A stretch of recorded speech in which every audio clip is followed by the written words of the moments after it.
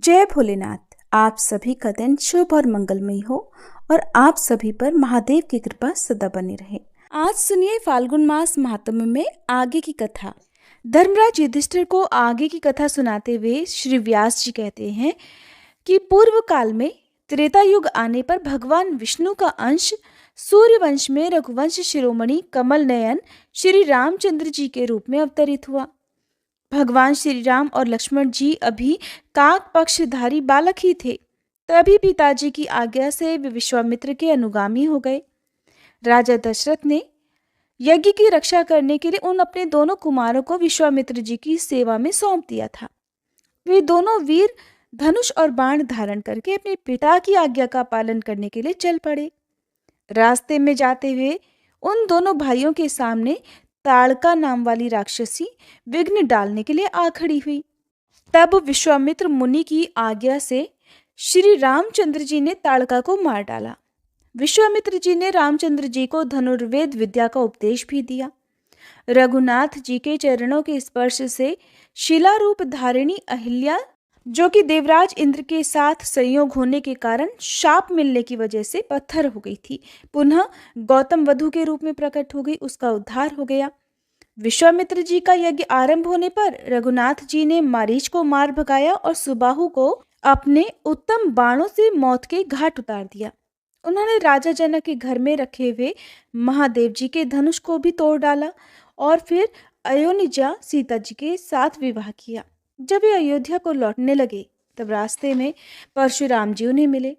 उन्हें जीतकर श्री रामचंद्र जी सीता जी के साथ घर आ गए। इसके बाद 27वें वर्ष की आयु में जब श्री रामचंद्र जी को युवराज पद दिया जाने लगा तब कैकेयी ने राजा दशरथ से 2 वर मांगे। उनमें से एक वर के द्वारा ये मांगा गया कि श्री राम जटा धारण करके 14 वर्षों के लिए वन में चले जाएं, और दूसरे वर्ष से उन्होंने ये मांग लिया कि भरत युवराज पद के अधिकारी हो जाएं। कैकेयी भोली भाली थी, उसने मंथरा के बहकाने से ऐसा वर मांगा था।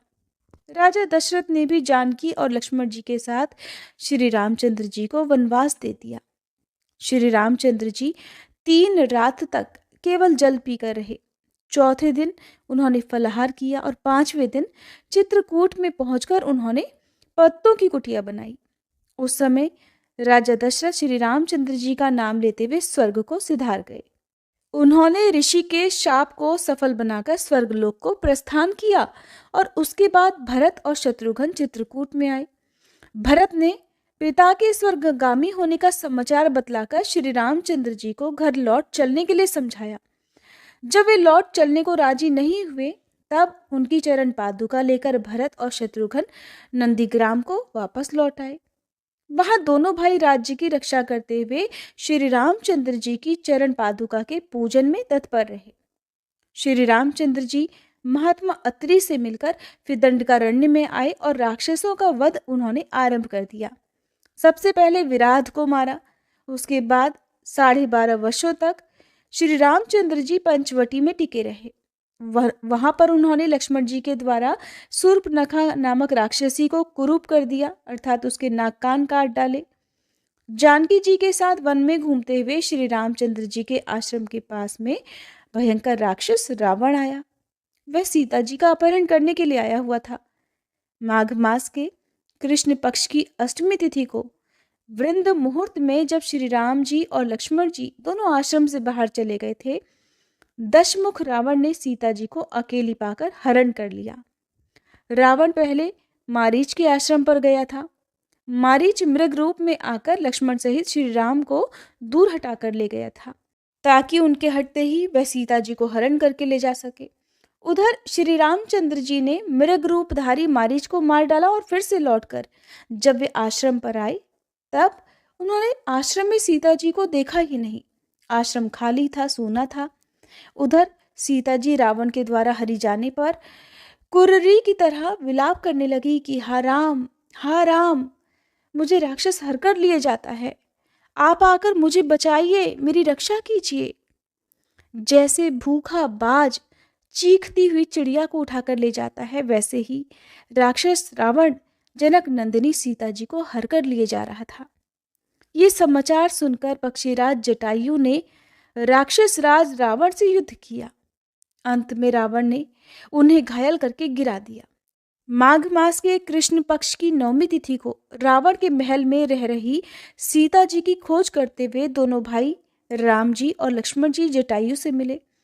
उसके मुख से राक्षस द्वारा हरी गई सीता जी का समाचार पाकर फिर श्री राम जी ने भक्ति पूर्वक पक्षीराज का दाह आदि संस्कार किया।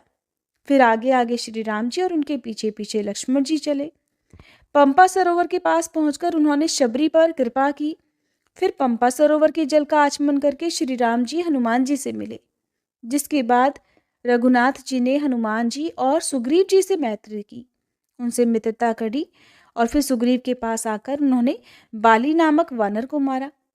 इसके बाद श्री राम जी ने अपनी प्राण वल्लभा सीता जी की खोज के लिए हनुमान आदि प्रमुख वानरों को भेजा। हनुमान जी श्री राम जी की अंगूठी लेकर गए ताकि सीता जी को विश्वास दिला सके कि श्री राम जी ने ही उन्हें भेजा है। 10वें महीने में संपाति ने हनुमान जी को सीता जी का पता बतलाया। संपाति के कहने से हनुमान जी 100 योजन समुद्र लांघकर लंका में पहुंच गए। रात भर सब और सीता जी की खोज करते रहे। रात समाप्त होते होते सुबह हनुमान जी को सीता जी का दर्शन हुआ। द्वादशी तिथि को हनुमान जी अशोक वृक्ष पर बैठे रहे। उसी रात में उन्होंने जानकी जी के विश्वास के लिए उत्तम कथा कही। इसके बाद त्रयोदशी तिथि को अक्षय कुमार आदि के साथ उनका युद्ध हुआ। त्रयोदशी तिथि को ही मेघनाद ने ब्रह्मास्त्र से हनुमान जी को बांध लिया। ब्रह्मास्त्र से बंधे होने पर भी वायुपुत्र हनुमान जी ने राक्षसराज रावण को बहुत ही कठोर और रूखे वचन सुनाए, उसे धिक्कारा। तब राक्षसों ने पकड़कर उनकी पूंछ में आग लगा दी और उसी आग से हनुमान जी ने पूरी लंका को जला डाला और वे पूर्णिमा को फिर से महेंद्र पर्वत पर लौट आए। मार्गशीर्ष प्रतिपदा से 5 दिन तक रास्ते में रहकर वे मधुवन में आए और षष्ठी तिथि को मधुवन का विध्वंस किया। फिर सप्तमी तिथि को श्री रामचंद्र जी की सेवा में पहुंचकर पहचान देते हुए सारा समाचार उन्हें सुना दिया। सीता जी ने बदले में मणि दी थी, तो सीता जी की मणि देकर श्री राम जी से उन्होंने सारी बात बताई कि वे सीता जी से मिलकर आए हैं। फिर अष्टमी तिथि को उत्तरा फाल्गुनी नक्षत्र में जब विजय संज्ञक मुहूर्त चल रहा था, ठीक दोपहर के समय श्री रामचंद्र जी ने प्रस्थान किया। आप सभी ने कथा सुनते हुए एक बात पर ध्यान तो जरूर दिया होगा कि देखिए, जब भगवान श्री रामचंद्र जी भी सीता जी की खोज में या रावण से युद्ध करने के लिए जा रहे थे, तो उन्होंने भी खास मुहूर्त का इंतजार किया। उस खास मुहूर्त में ही उन्होंने अपनी यात्रा प्रारंभ की। और यही कारण है कि हमारे पुराणों में जो भी तिथि मुहूर्त किसी शुभ दिन के लिए बताया जाता है कि इस नक्षत्र में आपको इस तिथि का संयोग होने पर इस तीर्थ स्थल में, इस कुंड स्थल में जाकर आपको उसका दर्शन करना चाहिए, किसी कुंड में, सरोवर में आपको स्नान करना चाहिए और तब उससे किसी पुण्य की प्राप्ति होती है, कोई रोग व्याधि दूर हो जाती है या किसी खास काम में आपको विजय प्राप्त हो सकती है। तो ये सारा वृतांत हमारे पुराणों में बिल्कुल सच बताया गया है और यही कारण है कि हम जब भी कोई नया काम शुरू करते हैं, कोई भी काम करते हैं, तो उससे पहले हमें शुभ मुहूर्त देखना पड़ता है कि हम जो भी काम करने जा रहे हैं उस काम के लिए वो मुहूर्त ठीक है या नहीं है। और ख़ास मुहूर्त आने पर ही फिर हम कई बार वो काम शुरू करते हैं और उसमें निश्चित ही सफलता प्राप्त होती है। और इन सब बातों का, इन सब जानकारियों का हमारे धर्म में, हमारे पुराणों में बहुत महत्व है। तब जब भगवान श्री राम ने ठीक दोपहर के समय प्रस्थान किया, तब श्री राम जी ने दक्षिण दिशा में जाने की प्रतिज्ञा करते हुए कहा कि मैं समुद्र को लांघ कर भी राक्षस राज रावण का वध अवश्य करूंगा। दक्षिण दिशा की ओर प्रस्थान करते समय श्री रामचंद्र जी के साथी वानरराज सुग्रीव हुए। 7 दिनों में समुद्र के तट पर सेना की छावनी पड़ी। सारे वानर सेना वहां पर एकत्रित हो गई। पौष शुक्ल प्रतिपदा से लेकर तृतीया तक अपनी सेना सहित श्री रामचंद्र जी की उपस्थिति सागर के तट पर बनी रही। चतुर्थी तिथि को विभीषण आकर श्री रामचंद्र जी से मिले। पंचमी तिथि को समुद्र पार करने के बारे में विचार किया गया कि इतना अपार समुद्र है, कैसे पार करें। अब जब पार करने की बारी आई, बड़ा दुस्तर समुद्र था, बहुत बड़ी बाधा थी कि कैसे इतना विशाल समुद्र पार किया जाए। तब देखिए भगवान श्री रामचंद्र जी ने भी उपवास किया। प्रभु हैं, कुछ भी कर सकते हैं, बिना उपवास के भी काम सिद्ध कर सकते हैं, लेकिन उस समय उन्होंने मनुष्य रूप धारण किया था और एक मनुष्य होने के नाते उन्हें कुछ नियमों का पालन करना ही था। तब उन्होंने 4 दिन तक समुद्र के किनारे रहकर उपवास व्रत किया। अभी विजया एकादशी और जया एकादशी का उपवास आप में से बहुत सारे भक्तों ने रखा होगा। तब भगवान श्री रामचंद्र जी ने भी विजया एकादशी का उपवास रखा था, तो उसके नियमों का पालन उन्होंने पूरे 4 दिन तक किया। चौथे दिन समुद्र देव से वर प्राप्त हुआ। साथ ही समुद्र देव ने समुद्र पार करने का उपाय भी बताया। दशमी तिथि से सेतु बांधने का यानी कि समुद्र के ऊपर पुल बनाने का कार्य शुरू हुआ और त्रयोदशी तिथि को पूरा भी हो गया। चतुर्दशी को सुबेल पर्वत पर पहुंचकर श्री रामचंद्र जी ने अपनी सेना का पड़ाव डाला। पूर्णिमा से लेकर द्वितीया तक 3 दिनों में सारी सेना समुद्र पार करके लंका पहुंच गई, जिसके बाद शुभ लक्षण श्री रामचंद्र जी ने सीता जी को प्राप्त करने के लिए शूरवीर वानरों की सेना के साथ लंका को चारों ओर से घेर लिया। तृतीया से लेकर दशमी तिथि तक 8 दिनों तक सेना वहां पर टिकी रही। एकादशी के दिन शुक और सारण इन 2 मंत्रियों का आगमन हुआ। पौष कृष्णा द्वादशी को सेना की गणना की गई, गिनती की गई और ताकत देखी गई, किस सेना की तरफ कितना बल है, कौन कौन से सैनिकों को पहले भेजा जाए युद्ध में, किन को बाद में भेजा जाए। कपिश्रेष्ठ सुग्रीव जी ने अपनी सेना के बलाबल का वर्णन किया। फिर त्रयोदशी से लेकर अमावस्या तक 3 दिन तक लंका में रावण ने अपनी सेना का संगठन और उनकी गणना की, सैनिकों में युद्ध के लिए उत्साह भरने का काम किया। किसी भी युद्ध से पहले अपने सैनिकों का उत्साह जरूर बढ़ाया जाता है। किसी भी युद्ध के लिए क्यों, किसी भी प्रतियोगिता के लिए, कोई भी कंपटीशन हो, सबसे पहले उन्हें मोटिवेशनल सपोर्ट दिया जाता है, उनका मनोबल बढ़ाया जाता है, ताकि युद्ध में या किसी भी प्रतियोगिता में हार या जीत जो भी फैसला हो उसके लिए आगे की दिशा तय की जाए। माघ शुक्ल प्रतिपदा को अंगद जी दूत बनकर रावण के दरबार में गए। द्वितीया के दिन सीता जी को माया से उनके पति के कटे हुए मस्तक आदि का दर्शन कराया गया। इधर रावण भी पूरी तैयारी पर था। दोनों ही तरफ के वीर योद्धा अपने अपने सैनिकों का बल बढ़ा रहे थे और उधर रावण ने एक बार अंतिम प्रयास किया कि सीता जी के आगे उनके पति अर्थात भगवान श्री राम जी का कटा हुआ सिर लाकर रख दिया जाए, ताकि उनका मनोबल गिर जाए और वो लंका में ही रहने का निश्चय कर लें। उस दिन से 7 दिनों तक अर्थात अष्टमी तिथि तक राक्षसों और वानरों में घमासान युद्ध हुआ। सीता जी बहुत पतिव्रता थी। भगवान श्री राम के अलावा उन्होंने कभी किसी के प्रति मन में विचार तक नहीं लाया था, अपने निर्णय पर अड़ी रही। तब इधर भगवान श्री राम जी के जो भी सेना थी, उधर राक्षस राज रावण की सेना में घमासान युद्ध हुआ। माघ शुक्ल नवमी की रात में मेघनाद ने युद्ध करके श्री राम और लक्ष्मण जी को नागपाश में बांध लिया।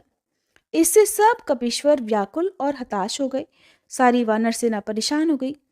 तब वायु के उपदेश से श्री रघुनाथ जी ने गरुड़ देव का स्मरण किया। दशमी तिथि को गरुड़ जी नागपाश से छुड़ाने के लिए आए। फिर माघ शुक्ल एकादशी से लेकर 2 दिन तक फिर युद्ध बंद रहा। इतने दिन तक 2 दिन तक विराम रहा। द्वादशी तिथि को हनुमान जी ने धूम्राक्ष और त्रयोदशी को उन्होंने ही अकंपन का वध किया। माघ शुक्ल चतुर्दशी से लेकर कृष्ण पक्ष की प्रतिपदा तक 3 दिनों में नील ने प्रहस्त का वध कर दिया। माघ कृष्ण द्वितीया से लेकर चतुर्थी तक 3 दिनों में श्री रामचंद्र जी ने तुमुल युद्ध करके रावण को रण स्थल से मार भगाया। पंचमी से अष्टमी तिथि तक रावण द्वारा जगाया हुआ कुंभकर्ण 4 दिन तक केवल भोजन ही करता रहा। उठने के बाद उसे भोजन जरूरी था। उसके बाद नौमी तिथि से लेकर 4 दिन तक लगातार कुंभकर्ण ने युद्ध किया और बहुत से वानरों को खा डाला। इसके बाद अंत में वो भी भगवान श्री राम के हाथों मारा गया। अमावस्या के दिन लंका में उसके लिए शोक मनाया गया। फाल्गुन शुक्ल प्रतिपदा से लेकर चतुर्थी तक 4 दिनों में नरांतक आदि 5 राक्षस मारे गए। पंचमी से सप्तमी तक 3 दिनों में अतिकाय का वध हुआ। अष्टमी से द्वादशी तक 5 दिनों में निकुंभ और कुंभ मारे गए। फिर 4 दिनों में मकराक्ष का वध हुआ। फाल्गुन कृष्ण द्वितीया के दिन मेघनाद पराजित हुआ। तीज से लेकर सप्तमी तक 5 दिन दवा आदि लाने की व्यग्रता के कारण युद्ध बंद रहा। अष्टमी को दुर्बुद्धि रावण ने शोक के कारण मायामयी मैथिली का वध कर दिया। इसके बाद श्री रामचंद्र जी ने सेना के द्वारा पूर्णतः इसका निश्चय किया। फिर त्रयोदशी से 5 दिनों में लक्ष्मण जी ने विख्यात बल और पराक्रम वाले मेघनाद को युद्ध में मार डाला। चतुर्दशी को रावण ने युद्ध बंद करके यज्ञ की दीक्षा ली। फिर अमावस्या के दिन वह युद्ध करने के लिए निकला। चैत्र शुक्ल प्रतिपदा से लेकर 5 दिन तक रावण लगातार युद्ध करता रहा। इस युद्ध में बहुत से राक्षस मारे गए। फिर 3 दिनों तक रावण के रथ, घोड़े आदि मारे गए। चैत्र शुक्ल नवमी को लक्ष्मण जी को शक्ति लगी। तब श्री रामचंद्र जी ने क्रोध में भरकर दशमुख रावण को खदेड़ दिया। फिर विभीषण की सलाह से हनुमान जी लक्ष्मण जी के लिए औषधि लाने के लिए द्रोणाचल पर्वत पर गए और वहां से संजीवनी बूटी लाकर, जिसे विशल्या भी कहते हैं, उन्होंने लक्ष्मण जी को पिलाई। दशमी तिथि के दिन युद्ध बंद रहा। रात में राक्षसों ने फिर युद्ध प्रारंभ कर दिया। एकादशी के दिन श्री रामचंद्र जी के पास मातली नामक सारथी के साथ देवराज इंद्र का रथ आ पहुंचा। चैत्र शुक्ल द्वादशी से लेकर कृष्णा चतुर्दशी तक श्री रामचंद्र जी ने रावण को मार डाला। अमावस्या के दिन रावण आदि राक्षसों के दाह संस्कार हुए। इस तरह घोर युद्ध होने पर श्री रामचंद्र जी को अंत में विजय प्राप्त हुई। माघ शुक्ल द्वितीया से लेकर चैत्र कृष्ण चतुर्दशी तक 87 दिन के संग्राम में केवल 15 दिन ही युद्ध बंद रहा। बाकी दिनों तक अर्थात 72 दिन तक युद्ध लगातार चलता रहा। वैशाख शुक्ल प्रतिपदा को श्री रामचंद्र जी रणभूमि में ही रहे। द्वितीया के दिन उन्होंने विभीषण का लंका के राज्य पर अभिषेक किया। तृतीया को सीता जी की शुद्धि हुई और देवताओं ने आशीर्वाद दिया। इस प्रकार श्री रामचंद्र जी राक्षसों द्वारा कष्ट में डाली गई परम पवित्र जानकी जी को बड़े प्रेम से ग्रहण करके वहां से वापस लौटे। वैशाख की चतुर्थी को श्री रामचंद्र जी पुष्पक विमान पर बैठे और आकाश मार्ग से अयोध्यापुरी की ओर चल दिए। 14वां वर्ष पूरा होने पर वैशाख शुक्ल पंचमी को श्री रामचंद्र जी अपने दल बल के साथ भरद्वाज आश्रम में आकर रहे। फिर षष्ठी को पुष्पक विमान से वे नंदीग्राम में आए। सप्तमी में अयोध्या के राज्य पर रघुनाथ जी का अभिषेक हुआ। 14 महीने 10 दिन तक सीता जी को राम से अलग रावण के घर में रहना पड़ा था। 14 वर्ष के बाद श्री राम जी ने अयोध्यापुरी में प्रवेश किया था। उस समय रावण का गर्व चूर करने वाले श्री रामचंद्र जी बहुत प्रसन्न थे। उन्होंने अपने भाइयों के साथ 11,000 वर्षों तक राज्य किया। राज्य का पालन करने के बाद वे सब के साथ परम धाम में चले गए। राम राज्य में सभी लोग बहुत प्रसन्न रहते थे। सभी धन धान्य से संपन्न और पुत्र पौत्रों से भरे पूरे थे। बादल इच्छा के अनुसार पानी बरसाते थे। अन्न की उपज कई गुना अधिक होती थी। गाय घड़े घड़े भर दूध देती थी और वृक्षों में सदा फल लगे रहते थे। श्री रामचंद्र जी के राज्य में किसी को कोई रोग, दुख, शोक आदि नहीं सताता था। सभी पुरुष माता पिता की आज्ञा मानने वाले और उनकी भक्ति सेवा करने वाले होते थे। ब्राह्मण सदा वेद पाठ में लगे रहते। क्षत्रिय ब्राह्मणों की सेवा करते और वैश्य लोग ब्राह्मणों और गौओं में सदा भक्ति रखते थे। उस समय वर्ण संकरता और कर्म संकरता का नाम भी नहीं सुना जाता था। सभी बराबर थे। कोई भी स्त्री बांझ, दुर्भाग्यवती, काकवंध्या, मृतवत्सा अथवा विधवा भी नहीं थी। सधवा स्त्री को कभी विलाप नहीं करना पड़ता था। कोई भी माता पिता और गुरु की अवहेलना नहीं करते थे, उनका अपमान नहीं करते थे। प्रत्येक मनुष्य पुण्य करता और बड़े बूढ़ों की आज्ञा नहीं डालता था। कोई दूसरे की भूमि पर भी अधिकार नहीं जमाते थे। सभी पराई स्त्रियों से विमुख रहते थे, उन सभी को सम्मान देते थे। कोई मनुष्य परनिंदक, दरिद्र, रोगी, चोर, जुआरी, शराबी या पापी नहीं था। सोना चुराने वाला, गुरु पत्नी गमन करने वाला, ब्रह्म हत्या, स्त्री हत्या और बाल हत्या करने वाला तथा झूठ बोलने वाला एक भी मनुष्य भगवान श्री राम जी के राज्य में नहीं था। इसीलिए वहां पर राम राज्य था। यही राम राज्य की पहचान होती है। कोई किसी की जीविका नष्ट नहीं करता था। झूठी गवाही कोई नहीं देता था। शठ, कृतघ्न और मलिन मनुष्य कहीं पर भी देखने से नहीं मिलता था। ब्राह्मण वेदों के पारंगत विद्वान होते थे और सदा सर्वत्र उनकी पूजा होती थी। अत्यंत विख्यात राम राज्य में कोई भी मनुष्य ऐसा नहीं था जो व्रत का पालन करने वाला या भगवान का भक्त ना हो। राज्य करते हुए श्री रामचंद्र जी के पास उनके पुरोहित महाभाग वशिष्ठ मुनि अनेक तीर्थों में भ्रमण करके आए। श्री रामचंद्र जी ने अभ्युत्थान, अर्घ्य, पाद्य और मधुपर्क आदि के द्वारा मुनियों सहित गुरु वशिष्ठ जी का पूजन किया, जिसके बाद मुनिवर वशिष्ठ जी ने श्री रामचंद्र जी से उनके राज्य, अश्व, हाथी, खजाना, देश, उत्तम बंधु तथा सेवकों के विषय में कुशल मंगल पूछा। श्री रामचंद्र जी कहने लगे, हे गुरुदेव, आपकी कृपा से, आपके प्रसाद से मेरे लिए सर्वत्र कुशल है, सब कुछ कुशल मंगल है। जिसके बाद श्री रामचंद्र जी ने मुनिवर वशिष्ठ जी से उनकी पत्नी और पुत्र के कुशल मंगल का समाचार पूछा। तब वशिष्ठ जी ने भूमंडल में जिन जिन क्षेत्रों, तीर्थों और देवालयों का दर्शन किया था, उन सब की चर्चा करते हुए सर्वत्र अपना कुशल मंगल बतलाया। इससे कमल नयन भगवान श्री रामचंद्र जी बड़े विस्मित हुए और वशिष्ठ जी से उत्तमोत्तम तीर्थ का महात्म्य पूछने लगे। तब वशिष्ठ जी ने जिन जिन तीर्थों का दर्शन किया था, जिन जिन तीर्थों की यात्रा की थी, उसका क्रमशः वृतांत भगवान श्री राम जी को सुनाना प्रारंभ किया। जय भोलेनाथ। आज के अध्याय में बस इतना ही। इसके आगे की कथा आप सभी आने वाले अध्याय में जरूर सुनिएगा। तो आइए दोस्तों, अब हम सीता नितनेम की कहानी सुनते हैं, जिसे सीता माता कहती थी और प्रभु श्री राम सुना करते थे। एक दिन श्री राम भगवान को किसी काम के लिए बाहर जाना पड़ा, तो सीता माता कहने लगी कि भगवान, मेरा तो 12 वर्ष का नितनेम है, अब आप बाहर जाएंगे तो मैं अपनी कहानी किसे सुनाऊंगी। तब श्री राम ने कहा कि सीते, आप कुएं की पाल पर जाकर बैठ जाना और वहां पर जो भी औरतें पानी भरने आएंगी उन्हें अपनी कहानी सुना दिया करना। सीता माता कुएं की पाल पर जाकर बैठ गई। तभी एक स्त्री आई। उसने रेशम की जड़ी की साड़ी पहन रखी थी और सोने का घड़ा ले रखा था। सीता माता उसे देखकर कहने लगी, बहन, मेरा 12 वर्ष का नितनेम सुन लो। पर वह स्त्री बोली कि मैं तुम्हारा नितनेम सुनूंगी तो मुझे तो घर जाने में देर हो जाएगी और मेरी सासू मुझसे झगड़ा करेगी। इसलिए उसने कहानी नहीं सुनी और अपने घर चली गई। लेकिन उसके घर जाते ही उसकी रेशम जड़ी की साड़ी फट गई। सोने का घड़ा मिट्टी के घड़े में बदल गया। सासू ने देखा तो पूछा, अरे बहू, यह किसका दोष लेकर अपने सिर आ गई है। बहू बोली, माँ जी, कुएं पर एक औरत बैठी थी। उसने अपनी कहानी सुनने के लिए कहा, लेकिन मैंने नहीं सुनी।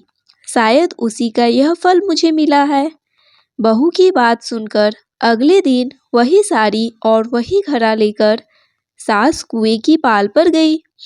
सास को वहीं पर सीता माता बैठी मिली तो माता सीता ने कहा, बहन, मेरी कहानी सुन लीजिए।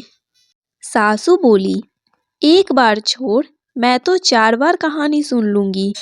तब सीता माता बोली, राम आए, लक्ष्मण आए, देश के पुजारी आए, नित नीम का नीम लाए। आओ राम, बैठो राम, तभी रसोई जीमो राम। माखन मिश्री खाओ राम, दूध बतासा पियो राम। सुत के पल का मोठो राम, साल दुसाला पोठो राम, साल दुसाला ओढ़ो राम। जब बोलूं राम ही राम, राम सवारे सबके काम। खाली घर भंडार भरेंगे, सबका बेड़ा पार करेंगे। बोलो श्री राम, जय राम, जय जय राम।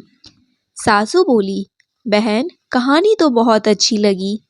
फिर कहानी सुनकर सासू घर चली गई और उसकी साड़ी फिर से रेशम जरी की बन गई।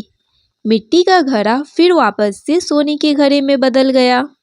बहू ने देखा तो कहने लगी, सासू माँ, आपने यह सब कैसे किया। सासू बोली, बहू, तू दोष लगाकर आई थी और मैं अब दोष उतार कर आ रही हूँ। बहू ने पूछा कि माँ जी, वह कुएं वाली स्त्री कौन है। सासू ने बताया कि वह तो सीता माता थी। वह पुराने से नया कर देती है, खाली घर में भंडार भर देती है। वह लक्ष्मी जी का वास घर में कर देती है और मनुष्य की जो भी इच्छा हो उसे पूर्ण कर देती है। बहू बोली, माँ जी, फिर तो ऐसी कहानी मुझे भी सुना दो। सासू बोली कि ठीक है, तुम भी सुनो। फिर सास ने कहानी शुरू की। राम आए, लक्ष्मण आए, देश के पुजारी आए, नित नेम का नेम लाए। आओ राम, बैठो राम, तभी रसोई जीमो राम। माखन मिश्री खाओ राम, दूध बतासा पियो राम। सुत के पलका मोठो राम, साल दुसाला पोठो राम, साल दुसाला ओढ़ो राम। जब बोलू राम ही राम, राम सवारे सबके काम। खाली घर भंडार भरेंगे, सबका बेड़ा पार करेंगे। बोलो श्री राम, जय राम, जय जय राम। कहानी सुनकर बहू बोली, माँ जी, कहानी तो बहुत अच्छी है। सासू ने कहा, ठीक है, अब से हम इस कहानी को रोज किया करेंगे। अब सास बहू रोज सवेरे उठती, नहाती धोती और पूजा करने के बाद नितनेम की सीता माता की कहानी कहती। एक दिन की बात है, उनके यहाँ पड़ोस की एक औरत आई और बोली कि बहन, जरा सी आँच तो देना। तो वह बहू बोली कि आँच तो अभी हमने जलाई नहीं है। पड़ोसन बोली, तो फिर तुम सुबह 4 बजे से उठकर क्या कर रही हो? तो उन्होंने कहा कि हम तो सुबह सुबह उठकर पूजा करते हैं, फिर सीता माता की कहानी करते हैं। पड़ोसन ने उनकी बात सुनकर फिर कहा कि सीता माता की कहानी कहने से तुम्हें क्या मिला? तब वे दोनों बोली कि सीता माता की कहानी कहने से घर में भंडार भर जाते हैं, सारे काम पूर्ण हो जाते हैं, मन की इच्छा भी पूरी होती है।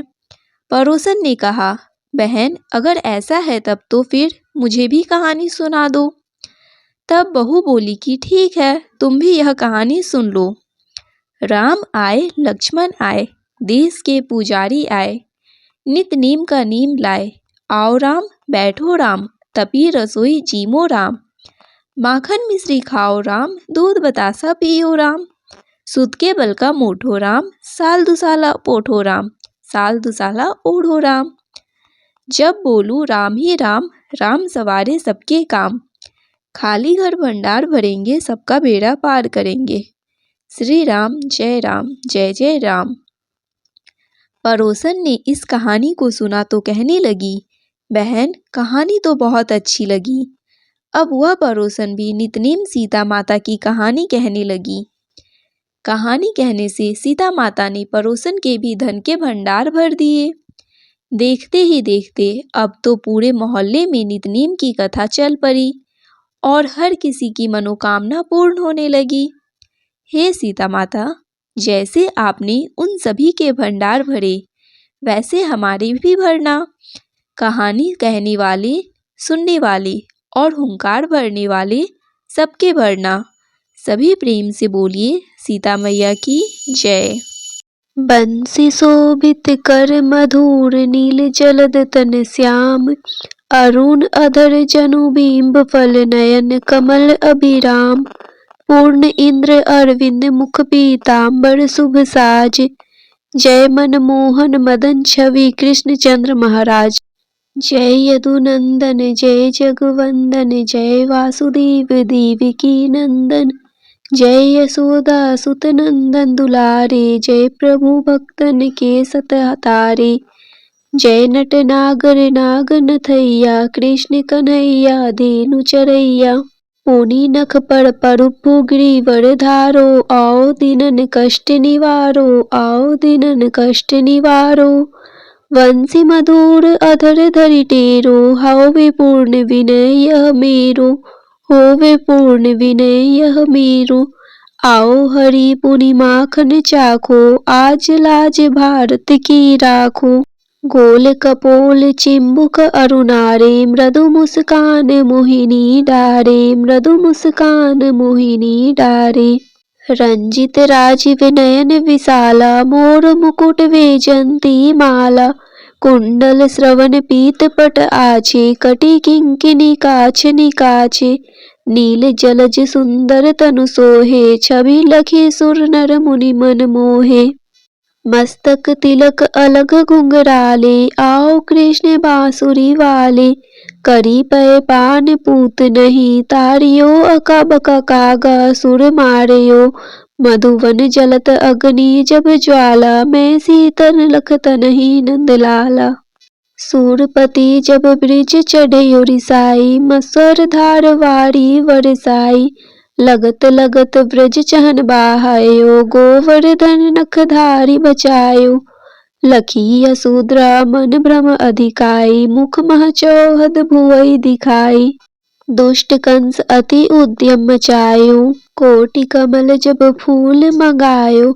नाथि कालहिनी तुम तिलीनहा, चरण चिन्ह दे निर्भय किन्हे। करी गोपीन संग रास विलासा, सबकी पूरन करी अभिलाषा। कीतिक महा असुर संहारयो, कंस ही केस पकड़ी दे मारयो। मात पिता की बंदई छुड़ाई, उग्रसेन कह राज दिलाई। वहीं से मृतक छयो सुत लायो, मातु देव की शोक मिटायो। भौमासुर मुर दैत्य संहारी, लाए शत दस सहस कुमारी। देवी मही तृण चीर संहारा, जरा सिंधु राक्षस कह मारा। असुर बकासुर आर्दिक मारियो, भक्तन के तब कष्ट निवारियो। दीन सुदामा के दुख डारियो, तंदूल तीन मुठ मुख डारियो। प्रेम के साग विंदुर घर मांगे, दुर्योधन के मेवा त्यागे। लखी प्रेम की महिमा भारी, ऐसे श्याम दिन हितकारी। भारत के पारथ रथ हाके, लिए चक्र कर नहीं बल थाके। निज गीता के ज्ञान सुनाए, भक्तन हृदय सुधा बरसाए। मीरा थी ऐसी मतवाली, विष पी गई बजा कर ताली। रान भेजा सांप पिटारी, सालिग्राम बने बनवारी। निज माया तुम विधि ही दिखायो, उड़ते संयम सकल मिटायो। तब सत निंदा करी तत्काला, जीवन मुक्त भयो शिशुपाला। जब ही द्रौपदी टेर लगाई, दीनानाथ लाज अब जाई। तुरत ही वसन बने नंदलाला, बड़े चीर में भीरी अरि मुँह काला। अस अनाथ के नाथ कन्हैया, डूबत भवंबर बचावड नैया। सुंदर दास आ उड़धारी, दया दृष्टि कीजे बनवारी। नाथ सकल मम कुमति निवारो, क्षम हो बेगी अपराध हमारो। खोलो पट अब दर्शन दीजे, बोलो कृष्ण कन्हैया कीजे। यह चालीसा कृष्ण का पाठ करे उड़धारी, अष्ट सिद्धि नवनिधि फल लहे पदारथ चारी। इति श्री कृष्ण चालीसा संपूर्ण। श्री तुलसी चालीसा पाठ। जय जय तुलसी माता, सब जग की सुखदाता। विष्णु प्रिय भवानी, पूजत हरि हर ज्ञानी। नमो नमो तुलसी महारानी, नमो नमो तुलसी महारानी। पाप नाशिनी पुण्य प्रदानी, सब जग की हो सुखदानी। नमो नमो तुलसी महारानी, सब जग की हो सुखदानी, सब जग की हो सुखदानी। जय तुलसी जग की सुखदानी, जय तुलसी जग की सुखदानी। पाप नाशिनी पुण्य प्रदानी, सब जग की हो सुखदानी। पाप नाशिनी पुण्य प्रदानी, सब जग की हो सुखदानी, सब जग की हो सुखदानी। नर नारी जो तुलसी ध्यावे, सब सुख संपत्ति पूर्ण पावे। लक्ष्मी रूप धरो तुम माता, विष्णु प्रिय भव भवदाता। घर में तुलसी रहे निरंतर, होए न दरिद्रता का अंतर।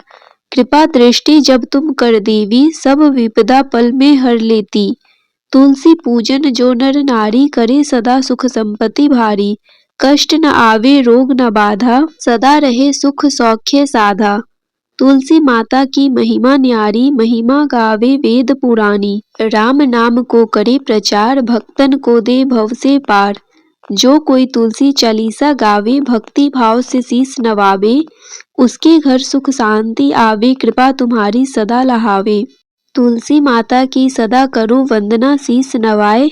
तुलसी माता की सदा करो वंदना, शीस नवाए। कृपा दृष्टि मुझ पर रहे, संकट दूर भगाए। कृपा दृष्टि मुझ पर रहे, संकट दूर भगाए।